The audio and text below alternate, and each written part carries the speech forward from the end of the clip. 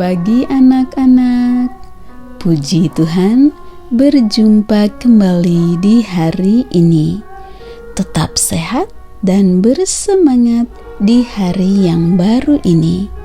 Sebelum memulai aktivitas hari ini, mari kita mengikuti renungan firman Tuhan pada pagi hari ini yang diambil dari buku Yesus adalah teman terbaik dan setia yang ditulis oleh Pendeta Marolop Segala. Judul renungan firman Tuhan pada pagi hari ini adalah Perihal hati dan harta menurut Yesus. Sebelum kita lanjutkan, mari kita awali dengan doa. Terima kasih Tuhan Yesus untuk hari yang baru ini. Sekarang kami siap untuk mendengar firman-Mu. Kiranya Roh Kudus-Mu hadir bersama kami. Terima kasih Tuhan Yesus. Amin. Ayat renungan firman Tuhan pada pagi hari ini diambil dari kitab Matius pasal yang ke-6 ayat 21. Karena di mana hartamu berada, di situ juga hatimu berada. Hati adalah pusat perasaan jiwa. Oleh hati kita mencintai, dan oleh hati kita membenci. Ketika Tuhan berfirman kepada umat-Nya, bangsa Israel, lewat Musa, Dia berkata, "Dengarlah hai orang Israel, Tuhan itu Allah kita, Tuhan itu Esa. Kasihilah Tuhan Allahmu dengan segenap hatimu dan dengan segenap jiwamu dan dengan segenap kekuatanmu." Ulangan pasal 6 ayat 4 dan 5. Yesus juga mengatakan hal yang sama. Dia berkata, "Hukum yang terutama ialah kasihilah Tuhan Allahmu dengan segenap hatimu dan dengan segenap jiwamu dan dengan segenap akal budimu dan dengan segenap kekuatanmu." Markus pasal 12 ayat 29 bagian A dan ayat yang ke-30. Perhatikanlah bahwa hati adalah merupakan kunci utama untuk mengasihi Tuhan. Harta adalah pemberian Tuhan, dan harta itu bukan Tuhan. Kita seharusnya membuat Tuhan itu menjadi sebagai harta. Itulah sebabnya Yesus berkata, "Janganlah kamu mengumpulkan harta di bumi.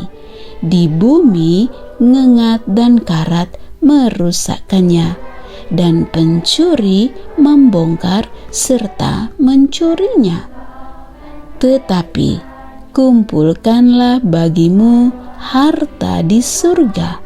Di surga ngengat dan karat tidak merusakkannya, dan pencuri tidak membongkar serta mencurinya. Karena di mana hartamu berada, di situ juga hatimu berada." Matius pasal 6 ayat 19 hingga 21. Kenapa Yesus mengajarkan supaya harta disimpan di surga? Adalah karena Tuhan Allah yang kita panggil sebagai Bapa berada dan berkerajaan di surga. Itu artinya bahwa kita diminta supaya hati kita mencintai Tuhan. Kalau hati kita mencintai Tuhan, Allah yang berkerajaan di surga, maka kita akan membuat Tuhan itu menjadi harta yang utama dalam hidup kita.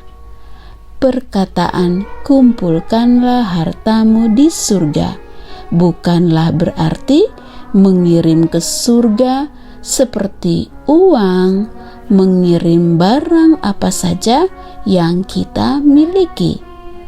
Dan ketika Yesus berkata, "Jangan kamu mengumpulkan harta di bumi," artinya adalah supaya kita tidak menjadikan harta di bumi ini menjadi yang utama.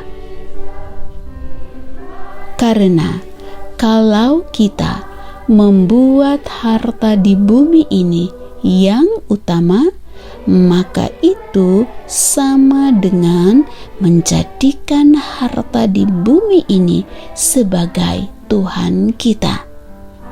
Itulah juga arti dari hukum pertama dari yang utama. Jangan ada padamu Allah lain di hadapanku. Keluaran pasal 20 ayat yang ketiga. Itulah hubungan hati dan harta.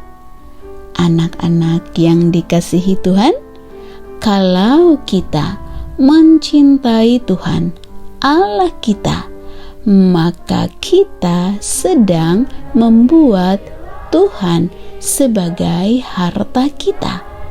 Dan segala harta kita akan gunakan untuk kemuliaan bagi nama Tuhan. Itu juga berarti bahwa segala harta kita akan persembahkan untuk Tuhan, atau kita gunakan sesuai dengan kehendak Tuhan. Demikianlah renungan firman Tuhan pada pagi hari ini. Kiranya Tuhan Yesus menolong anak-anak sekalian untuk mempersembahkan segala harta kita kepada Tuhan sesuai dengan kehendak-Nya.